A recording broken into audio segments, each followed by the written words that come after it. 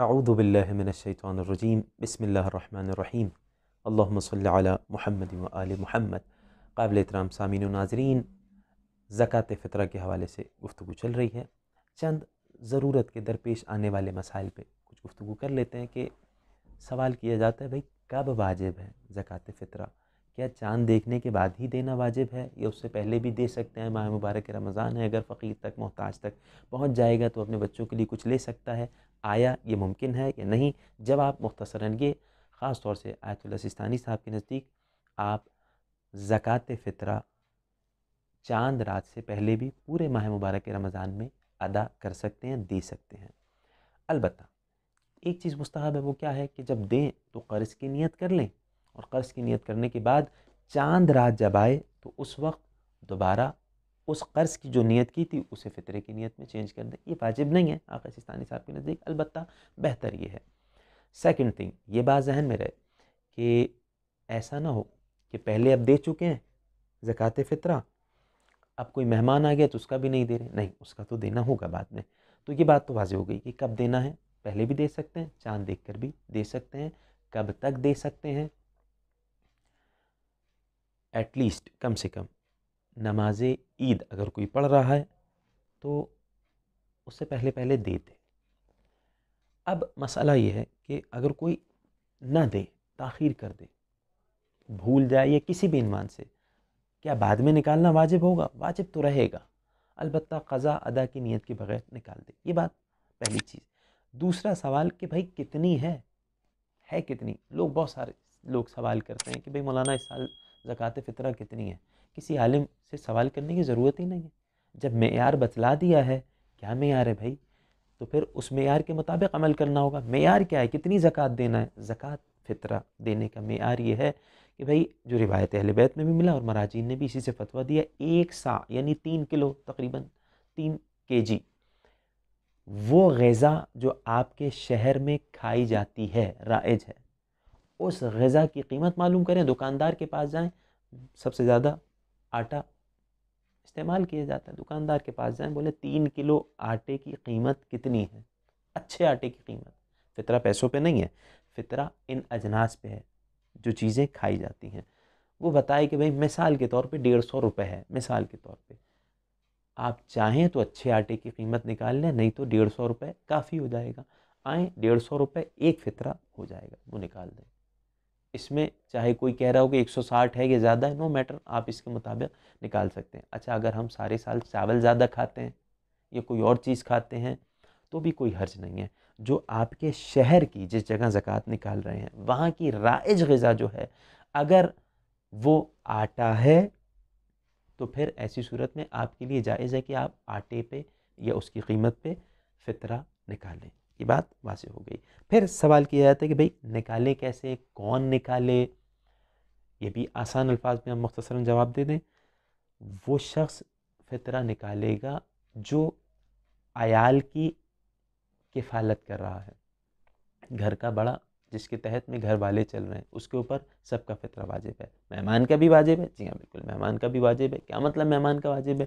جو اس رات آپ کے گھر والا شمار ہو جائے اس پہ۔ اچھا یہاں پہ پھر آ کے لوگ سوال کرتے ہیں کیا مطلب، کیسے پتہ چلے گا شمار ہو رہا ہے نہیں ہو رہا؟ عرف ہے مسئلہ۔ مثال کے طور پہ آپ نے کسی کو افطار کے لیے دعوت دی، پورے 10 لوگوں کو دعوت دی، نارمل کھایا چلے گئے، کوئی عرف میں آپ کے گھر والے شمار نہیں ہو رہے ہیں۔ کھانا کھانے سے کوئی تعلق نہیں، بات ذہن میں رہے، گھر والے یہ شمار نہیں ہو رہے۔ البتہ مثال کے طور پہ بیٹی اپنے والد کے گھر آئی ہے، بیٹی عید منانے والد کے گھر آئی ہے، اب چاہے اس رات والد کے گھر کھانا نہ بھی کھائے، کہیں چلیں بھئی شب عید ہے باہر جا کے کھانا کھا لیں گے، تو چاہے گھر پہ کھانا نہ بھی کھائیں، عید منانے آئی ہے، گھر والی شمار ہو رہی ہے بیٹی یا اس کے بچے، تو ان کا فطرہ واجب ہوگا عیال پر، والد پر۔ یہ بات ہو گئی۔ اب اس کے بعد اس طرف تھوڑی سی گفتگو کر لے رہے ہیں کہ کس کو دیا جائے، لیکن اس سے پہلے ایک بات اور ذہن میں رہے، جو سوالات بہت زیادہ کیے جاتے ہیں کہ ایک شخص ہے جو باہر ملک میں رہتا ہے، مثال کے طور پہ، اب کیا وہ زکوٰۃ دوسری جگہ لے جا سکتا ہے یا نہیں لے جا سکتا؟ زکوٰۃ اس طریقے سے لے کے جایا نہیں جا سکتا۔ وکیل بنا سکتے ہیں؟ جی ہاں بالکل وکیل بنا سکتے ہیں۔ کوئی شخص باہر رہتا ہے، اپنے گھر والوں کو فون کرے، کہے بھئی مجھے اتنا قرض دیں، میں اپنا ذمہ دار خود ہوں کیونکہ مجھ پہ خود زکوٰۃ واجب ہے، میں اپنا خود کھاتا پیتا ہوں، لہٰذا آپ مجھے اتنے مال سے قرض دیں یا مجھے ہبہ دیں، جو بھی کریں، 150 روپے مثال کے طور پہ، اور اس کے بعد میری طرف سے وہ زکوٰۃ وہیں اپنے ملک میں ہی نکال دیں، تو وہ زکوٰۃ کافی ہو جائے گی۔ دوسری بات جو سوال کیا جاتا ہے کہ بھئی کس کو دیں، زکوٰۃ دی کسے جائے، تو جواب یہ ہے کہ مسکین ہو، فقیر ہو۔ مسکین کون ہے بھائی؟ فقیر کون ہے بھائی؟ فقیر وہ کہ جس کے پاس کھانے پینے کا نہیں ہے۔ کیا مطلب نہیں ہے؟ سال بھر کا نہیں ہے۔ سال بھر کا نہیں کیا مطلب؟ مطلب نہ اس کے پاس ایسا کاروبار ہے کہ وہ کما سکتا ہے، اور نہ ہی اس کے پاس کوئی ایسا سسٹم فیوچر کے لیے ہے کہ ابھی تو چلو کچھ دن کے لیے بیٹھا ہوا ہے، نارمل کاروبار ہے، مسئلہ نہیں ہے، کما لے گا۔